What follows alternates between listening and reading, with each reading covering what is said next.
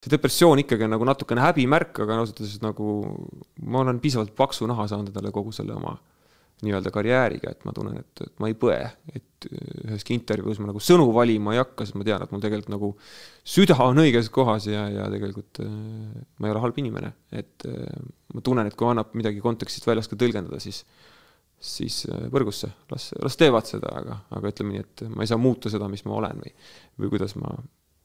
kuidas ma räägin või käitun, et ma loodan, et ma olen vahetu selles.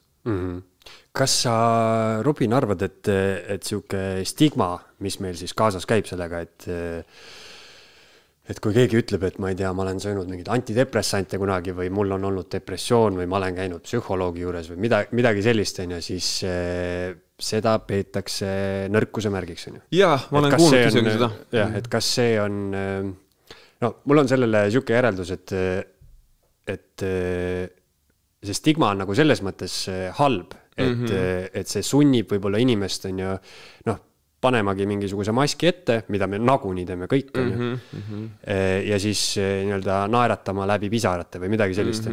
Ja teiselt poolt ma olen aru saanud, et mida inimesed üldse väärtustavad. See on, ma ei tea, miks me vaatame jalgpalli, see on see, kuidas need inimesed kontrollivad seda palli või miks on äge vaadata, kuidas keegi ralliautoga kiiresti sõidab, ta kontrollib seda autot. Ja mingi hästi baaslevelil on see seotud ka iseenese emotsioonide kontrollimisega. Et näiteks see stigma, et mehed mitte kunagi ei nuta, selle kohta räägitakse, et see on tohutu halb ja nutke avalikult kõik, aga see on natukene seotud minu arust sellega, et see, et mees tahab nutta, aga ta ei nuta, see näitab kontrolli, et ta suudab nagu kontrollida, et ma tahan nutta, aga ma ei nuta. Et see on nagu, minu jaoks see stigma on nagu siuke inimese väärtuse hindamine, kontrolli just hindamine.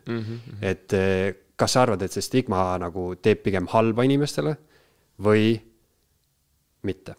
Ma arvan, et peaks palju keskenduma rohkem neile edulugudele lihtsalt, et on inimesi, kes ilmselt on elu jooksul võtnud ja pole seda avalikult tunnistanud mitte kunagi. Et praegu jääb selline mulje, et need on mingid hädavarased ja mingid mökud, kes on võtnud ja ise on ka, ütleme ausalt, ka lähedaste inimestega on viimase 15 aasta jooksul läinud ütlemiseks mõnikord ja siis on öelnud, et ega mina ei ole see, kes siin antidepressante on pidanud võtma või kusagil Seevaldis käinud, mida ma olen kunagi teinud ühe nädala endal siis vabal valikul, sest lihtsalt oli nii halb olla.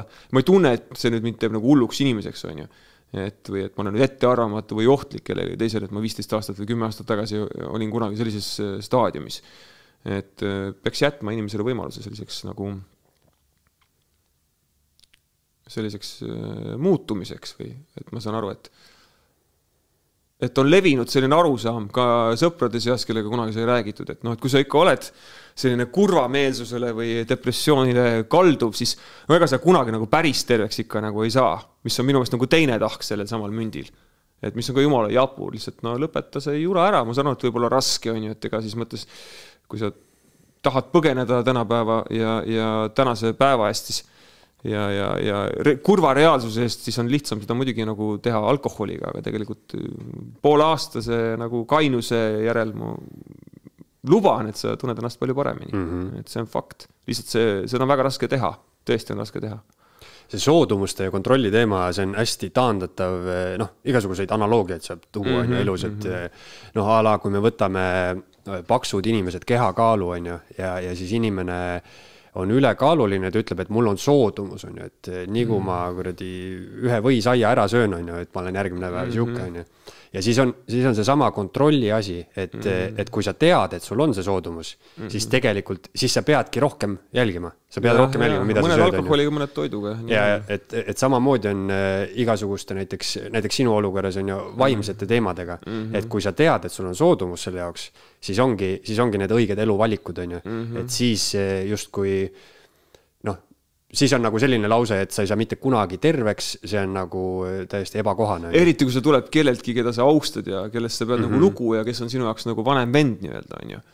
Et siis see võib nagu võtta küll igasuguse lootuse ära. Ja ma pikalt tegelikult ikkagi uskusin seda ka, et sa ei saa kunagi terveks, on ju. Et olles muidugi üritanud ühtemoodi ja teistmoodi, tegelikult ma saan aru, et ikkagi see naturaalne viis on kõige parem, et sa ei saagi lasta endale, sa võid lasta endale välja kirjutada antidepressandid, need võivad töötada, aga kui selle kõrvalt ikkagi jood ja paned pidu ja möllad ja lõbutsed samamoodi edasi, nagu sa enne tegid, niimoodi, et see kukkumine on eriti karm, siis sa ei saa terveks, et tegelikult on ikkagi mingisugune asi jäänud nagu rääkimata, et just et see puhas elu ja ma näen ikkagi oma tööga seoses olen kokku puutunud ka noorte muusikutega, kellel on nagu väga kehvasti, ma ütlen, et lihtsalt, aga ma ei tea, et ma ei ole ju mingisugune inimene kusagil kitlis või nagu ma olen samamoodi ise läbi elanud ja ma näen, et mind vaadatakse nagu alt kulmu või natukene niimoodi kahtlevalt, et ma ütlen, kui ma ütlen, et aga proovi nagu pool aastat kaine olla. Proovi lihtsalt tee natuke sporti ja proovi kaine olla. Ja nagu ma räägin sulle südamest, mul ei ole mitte mingisugused muid nagu varjatud agendasid ju, kui ma tahan, et sul oleks hea, ma näen nagu tunnen ennast natuke selles ära.